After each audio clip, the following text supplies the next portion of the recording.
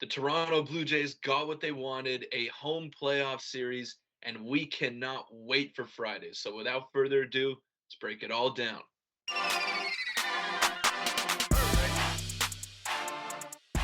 What's up, Jays fans? I'm your host, Peter Vryonis, alongside Nick Gosse. We're finally back together. It seemed like it's been years, Nick. Yeah, it's been a little bit, but we're back. It's all matters. I missed you, man. I missed you, and we're getting back together just in time for the playoffs. Starting on Friday, I'm actually going to be going to the game, so we might have a little bit of a switch up in content for you guys, depending on how I'm feeling on that Friday. So yeah, the Jays have locked in a home wild card series. That's what they were gunning for. They've been playing great baseball down the stretch. It looks like they're going to face the Seattle Mariners, and Seattle's been playing well too. Yeah, it's basically confirmed. You can see the graphic here. Basically, the Mariners win their three remaining games or go 2-1. They secure the fact that we play the Mariners, and then a bunch of other stuff can happen. But it's looking like we're gonna play the Mariners. Blake Merrifield said here, 91% chance. So that's what I'm gearing for. I don't know. I don't know who I would rather at this point. I mean, you got the home advantage now, so you you're kind of in the driver's seat in a sense. But the Mariners, man, they got some talent and they're a good team. Yeah, they're a bit scary to play. I feel like I'd rather play the Mariners, but depending who we play, we'll have a breakdown on Thursday, one way or another, about once it's actually decided. But yeah, Yeah. it'll be wild to see, and it's nice to have two stress-free games over the next couple days. Look, regardless of who you want to face, the Jays are going to be at the Rogers Center. They're going to have Sportsnet calling the game, Whew. which is going to be awesome.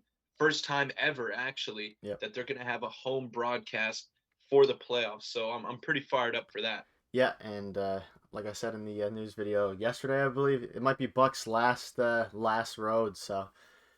Hmm. Ooh, it's gonna be. I'm happy. I'm gonna watch the broadcast. Maybe get a swing and a drive or two. Hopefully.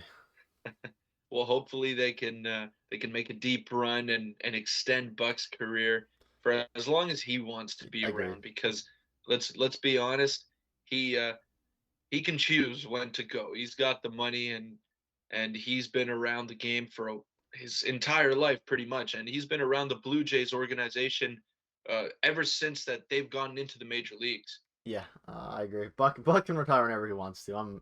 I have nothing against him anymore. He's done everything he needs to do.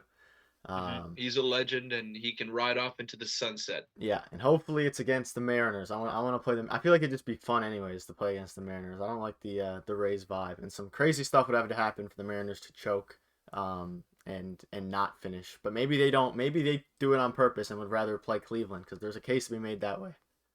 Of course, and I mean, there's look, both teams have played the Blue Jays tough. We have a losing record against both teams, but we're going to be at home for all three games guaranteed. So that gives us a bit of an advantage, in my opinion. Now, if we look at the Mariners and what they could possibly throw at us here, they got a great pitching rotation, spearheaded by George Kirby, Luis Castillo, and Robbie Ray, former Blue Jay, former Cy Young winner. They got a good 1, 2, 3 punch there. Yeah, it's not. It scares me a little bit. I think R3 beats them, but yeah, and they have Gilbert as well. So I don't know. It's gonna be tough. We'll break it down more on Thursday for sure.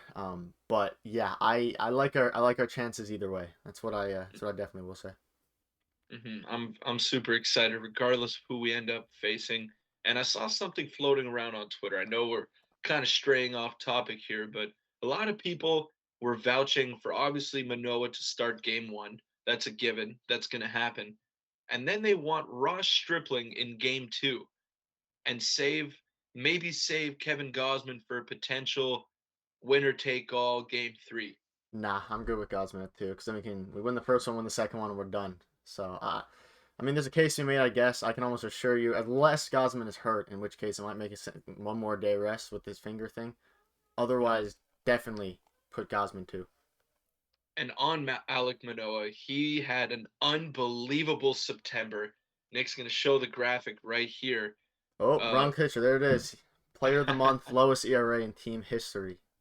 that's unbelievable. What is it? Point 88? Yeah, graphics still up. It is .88 MLB pitcher of the month, and honestly, he's been best pitcher in the league in September. In September. In September. Okay, okay. I like how you backtrack there. But he's in his first 30 starts as a Blue Jay, or 35 starts, 40 starts, whatever, he's been the most successful pitcher in franchise history. Yeah, he's workhorse. Goes Friday, full faith.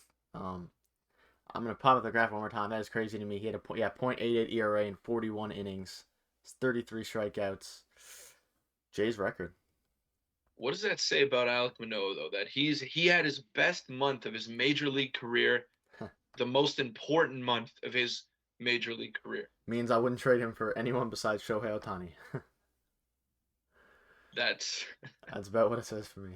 yeah, that's pretty valid, Nick. Yeah, That's pretty valid. maybe someone Absolutely. else, but I honestly, he's like the heart of the team right now.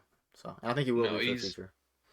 he's a bulldog. He's a bulldog, and every time he steps on that mound, he gives the Blue Jays a chance to win. Yeah, He's been unbelievable, so amazing, and I think the team will only go as far as he could take them.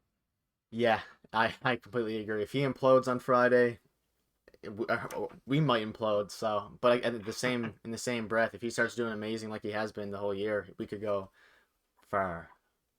Yeah, he just gives this team like a different era aura of confidence, like he allows them to go out there, play their game, whether he has run support or not. He's going to pitch into the sixth, seventh inning, and he's going to give you a shot to win a ball game, and that's what the greats do. Even when he doesn't have his best stuff, he goes out there and he competes harder than any pitcher I've ever seen. Yeah, I haven't seen one like this since I guess Roy Halladay. But I didn't even get to watch Roy much. Halladay. Yeah, much him in the Blue Jays much, but it's haven't felt this way since 2015. The anticipation for how many more days is it now? Like 3 more days. But whew, it's Manoah's. It's gonna be electric at home, like with Manoah. It's I don't know. I don't even know what to expect. Last Blue Jays pitcher that made me feel this way was David Price in Yeah, against the 2015. Twins, his debut was crazy. In the regular season, Yeah, not in the no, not in the playoffs. that's not even. I don't even want to bring back those It's memories. okay. It's okay. You got to relive the past True. to have some success in the future, and you gotta acknowledge it. And another thing I do want to give a quick shout out to is John Gibbons, former Blue Jays manager. He has his own Yeah, podcast now, and he had Alek Manoah on. It's a great watch. You should go check it out if you haven't already. But that's I found that really cool what he's doing. yeah. Maybe one day we'll get him on here. End goal, but yeah, he's shout out to Gibby, and also I guess in the same breath, shout out to John Snyder. He turned everything around since he took over, and I think he'll Hmm. be our manager of the future, no matter what happens now. Yeah, Maybe unless we get swept, but I don't know. even No, then, his job is safe. yeah, Just the way that he had this team playing down the stretch, everyone rallied around John Schneider. He seems to be like an energy guy, which is perfect for this team. That's what they need. yeah, and yeah, they all seem to be behind him more than they were Charlie Montoya. And I mean, speaking of John Snyder, I guess may as well get into Lourdes Gurriel Jr. now. Bit of a weird discussion to have because we haven't had him in a while.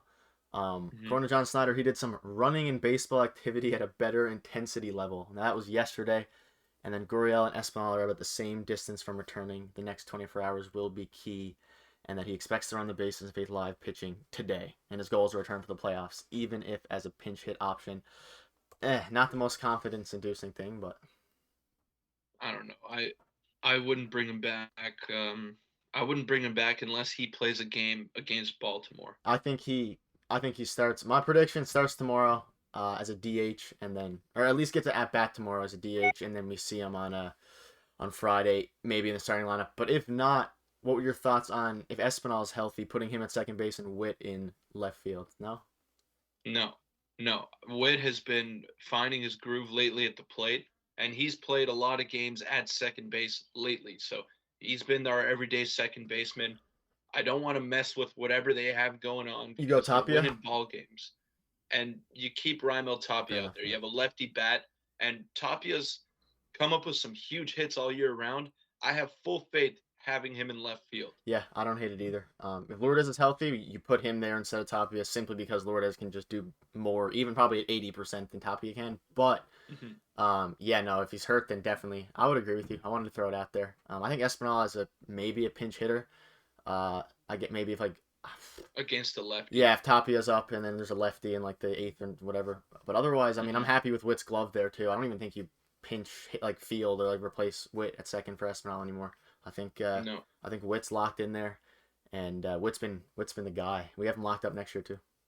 he's been unbelievable in these past few games for the Blue Jays, and he's one of the key guys in this lineup right now. And he's been a 290, 300 hitter his entire career. Yeah, And he yeah he had a down year, but he's hitting 290 with the Blue Jays now. yeah it's something crazy like that. 280, 290. I mean, all I need you were preaching it the whole time. All I needed was consistent Mm-hmm. reps, and it worked. And he's our 9 hitter. If Yeah. Lourdes is in the lineup, otherwise maybe 8 with Tapia, depending. But either way, our lineup is looking deep. We're on fire. And speaking of on fire, Teoscar Hernandez Mm-hmm. moves up the And list, most multi-home run games. You want to finish up on Whit before we get into that? I just want to float another question by you before we get into Teoscar Yeah, Hernandez because he's been great. What do you do with the catching situation? I think what happens Friday is that Obviously, yeah, I Kirk's think got to be Jansen in there. DHs though. You really? Yeah, 100%. I don't think there's even a question about it. They were talking on the broadcast too. I mean, Danny Jansen's been funny enough one of our best hitters this year. He's been a better hitter than Kirk. Like as a whole on OPS wise Lately, lately, yeah. And on the lately. season, technically his OPS is higher because of his power and limited plate appearances. I would rather Kirk. He's a better hitter, but as a DH, what's our other option? You have who else would you put there? Oof, that's a tough one. I mean, obviously Kirk's gonna catch Manoah. That's his guy. Yeah, yeah. They have a great battery going, so you're not gonna mess with that, especially not in the No, I think playoffs. Jansen bats like 7 or 8. Yeah, yeah, The only yeah. way they don't is if they don't have Moreno as a third catcher, and then they're in a bit of a pickle. Maybe they don't. Maybe they pick another pitcher, but I think they take Moreno. They have 3 catchers, and we'll have to get into this. That's a great question. I'm gonna think about that some more though, and we'll get into it Thursday. We might have some more. Hmm. I think he definitely hits though game one. I think you can't take him out of He the lineup. has to. Yeah, He there's no has shot. to. Yeah. The way he's been playing, oh my goodness. You can't take him out of the No, I lineup. think he DHs, and then I think on Tuesday, Jansen catches Kirk DH, and they just rotate that. I mean, it's playoff time, but we'll get into that fully on Thursday. Hmm. And now we'll get into Teoscar. Just a quick thing. It's not gonna take too long. Moves up the list in most multi home run games in Blue Jays history. 14. Man, he's had a crazy career for the Jays. Yeah, and a lot of people were like down on him this year. He's been sort of up and down, which has been kind of the story of the For season everyone. with this entire team. Yeah.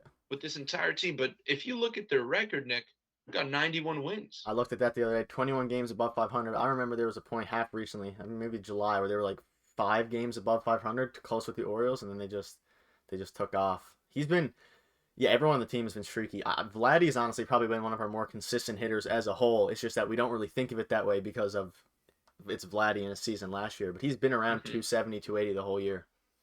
Hmm. Yeah, Teoscar Hernandez finding his groove at the right time. Same with Whit Merrifield. Same with Danny Jansen. Bo Bichette has Taking had off. a great September. I mean, everyone is just clicking at the Spring, right time right now. playoff Springer. We're about to witness it live in Toronto. I'm Mhm. excited, anxious, nervous. I'm everything. I'm not Nick, and I said something on Twitter the other day.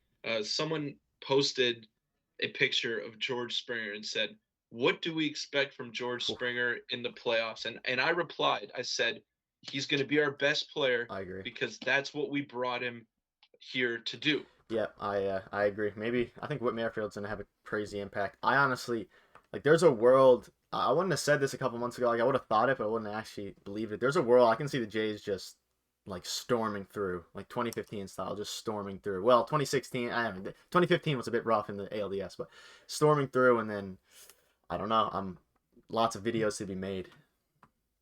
Oh man, can't wait. I'm so fired up. I just hope Friday goes well, and I don't have Go to from there. blame myself for the Blue Jays losing. It will That's all be I'm gonna say. it will be your fault if they lose. We are on the road to 1K subs as well. Throw the graphic up. I did throw it up at the end this time and it worked.